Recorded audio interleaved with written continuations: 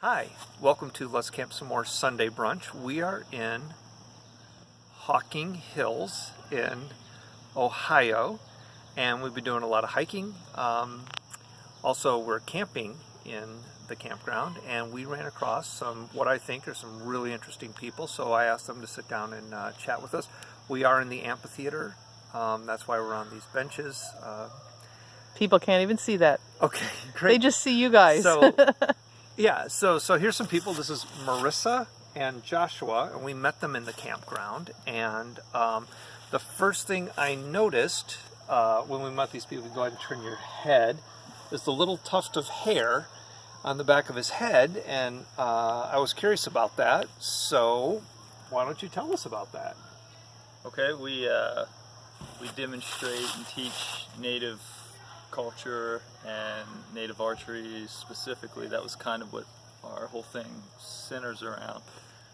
We also make and sell primitive archery equipment, bows and everything that goes along with it, and other odds and ends. So what Native American group had this kind of hairstyle? It was real common for the eastern woodlands, so pretty much everything east of the Mississippi. Oh, I did not know that. Okay, and so that's, you keep your hair like this so that when you are in, do you call it costume? I want to use the right word. Yeah, that's fine. Yeah, so when you're in your garb, then that's all part of the very authentic look and feel of how it is. And then what else goes along with when you are in period correct costume? What are all the pieces there? Like of the costume itself? Yeah. Well, pretty much, there are some slight differences, but just center seam moccasins, leggings, which are just kind of like if you just cut off pants legs and tied them up to your belt, and then your breechcloth. That's kind of the basics of it. You could have like a trade shirt depending on your time period and so on. Women would have typically worn a wrap skirt. When we go to events and we dress in native clothing, I wear a trade shirt, although you could easily argue that they would not have had a top on at all, but we don't do that. Oh, you get Can't more help people. But think we're missing out. That's right. You'd be getting a bigger audience, and this video would be going viral at that point. Right. Yeah, that's right. So could you demonstrate now? This is a family show. Oh yeah. Dozens of people.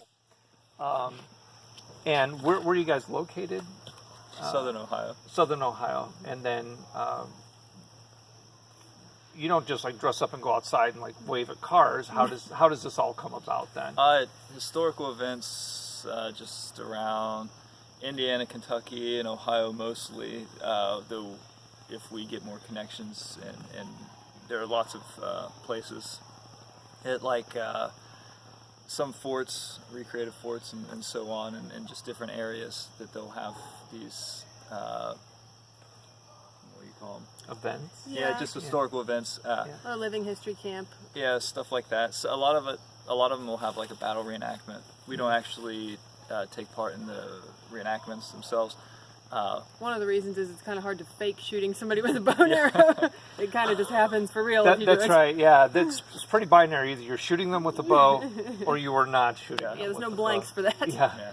And we I really like teaching, and we're usually pretty much swamped the whole time, even throughout the battle reenactments. I mean, our stuff seems to go over really well, so much so that sometimes we have possibly just as much crowd as the reenactment has.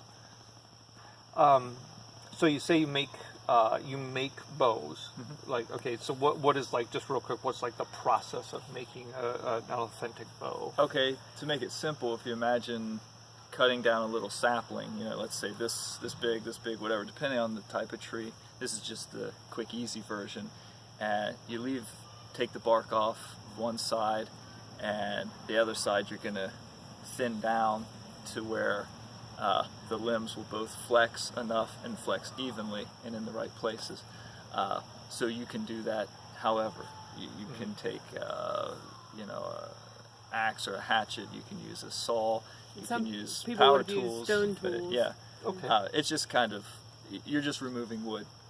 The bow doesn't care what tools you're using. In the end, As long as you're accurate. as long as it's very accurate, And you start with a living sapling. It's not like you look for a stick on the ground, Right. or does that matter? And depending on the wood, most woods in this area are going to deteriorate so quickly. Like once the tree dies or the branch falls or whatever, that it's already kind of dead. And dead wood is going to be brittle. It's going to be deteriorated. You think about in so many snapping sticks to start a fire, like that is, Yeah. it's done. So you want a living tree. So if I'm harvesting wood, I want to cut a live, healthy tree, which sounds like, ooh, that's a bad thing to do, but you don't just go down and cut a bunch of giant trees. You know, that's going to be a lifetime with a bow staves, you know. And thinning out some of those smaller trees actually helps the bigger trees by taking out some of that competition. Yeah. So, you know, a tree like this big, whatever, you might get 2 logs out of it, and you could get 8, maybe 10 staves, something like that. And then, so you got your actual bow, and then what do you use for the string? for the string, most people that I encounter use synthetic stuff, and a lot of it looks like authentic material, but real sinew, rawhide, and plant fibers. Those are kind of the three biggies. Gut was used, intestines. You clean it, of course, and twist it up and dry it. And there are different ways you can make strings. You can make it more simple or a little more complex, but it's those are pretty much as far as all primitive bows. Okay. So let's say somebody made a bow either then or now using these authentic techniques. How long would they expect that bow to actually last or perform? Or historically, I don't know. That's something I haven't really encountered. Is like, well, this so-and-so's bow lasted this long. Right. Of course, if this is just part of you grow up seeing people making bows, and you're making bows, and you're making bows for the kids, and so on, it wouldn't be a big deal.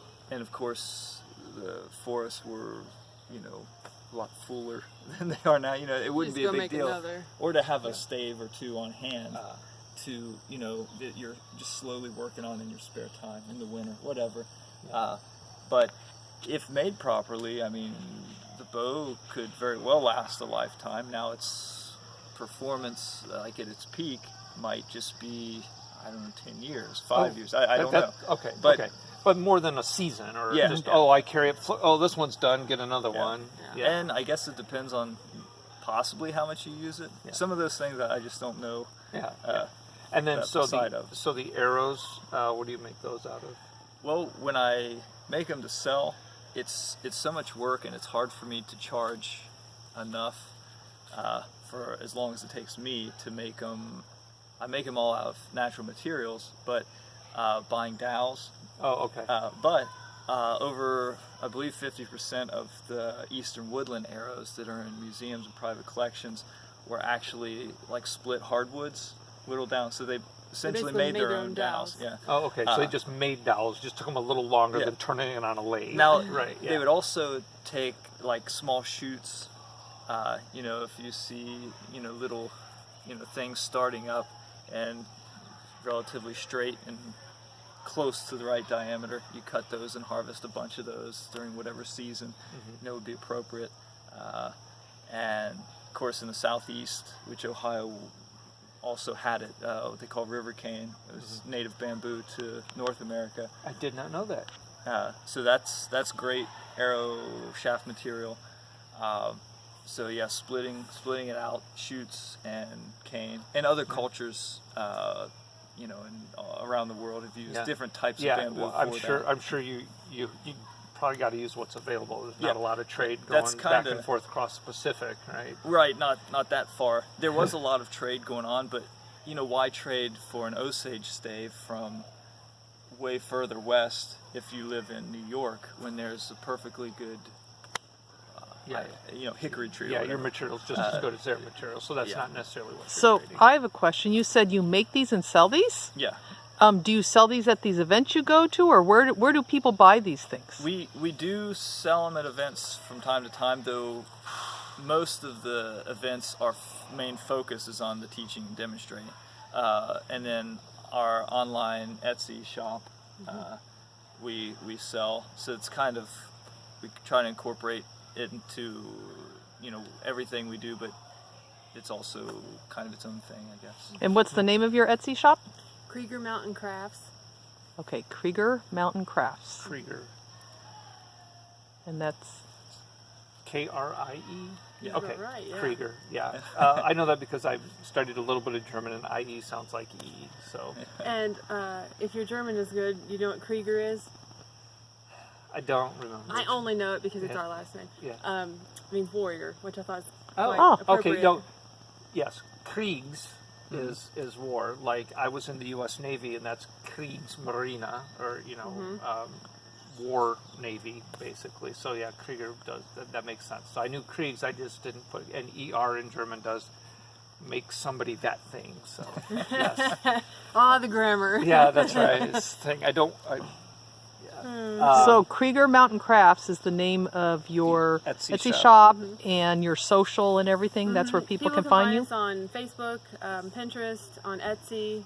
We also have an Instagram account. And we post interesting shots. If you want to see him without a shirt on, that'd be a great place to check out our social I've seen media. their business card, and he's got a pretty ripped back. You're Yes, going to want to yes, check you're that going to out. definitely want to check that out. So Go- we go will for make that. sure that when we post this, we put links to your stuff Yeah, we'll here link in the. up your stuff. Cool. Yeah. So what other stuff are you guys into? Just In our general? Etsy shop, we have various other crafts that kind of have branched off from the original start of just the bow and arrow. And so we have a friend that's a blacksmith, and we sell some of his stuff on there. We have another friend that does carvings out of antler and bone, and also does walking sticks. So we put some of that on there with him as the creator. And we also do various other things like bull roars, quivers, because that goes with what's a the bull archery. roar? Okay, have you seen Crocodile Dundee? I have seen Crocodile Where they Dundee. spin the thing over their head and it goes woo, woo, woo, woo, Oh, woo, woo. okay. Literally, it's just a piece of wood that Yeah. if you bevel down the edges correctly, it will do that. And So- that's normally used as communication over long distance because of the lower frequency, right? Yeah. Okay. And- or maybe ceremonially. Yeah. Okay. And most cultures on the planet have had those at one time or another. A lot of people think of them just as Australian just because of that movie. Because That's about a it. very commercialized Yeah. representation of Australia showed up in Right. America Yeah. wielding knives. Right. Yeah. Yeah. Right on. Right on. Well, it's super interesting. I'm glad that we met you guys. Is there anything else you want to tell us? What am I missing? What don't I know?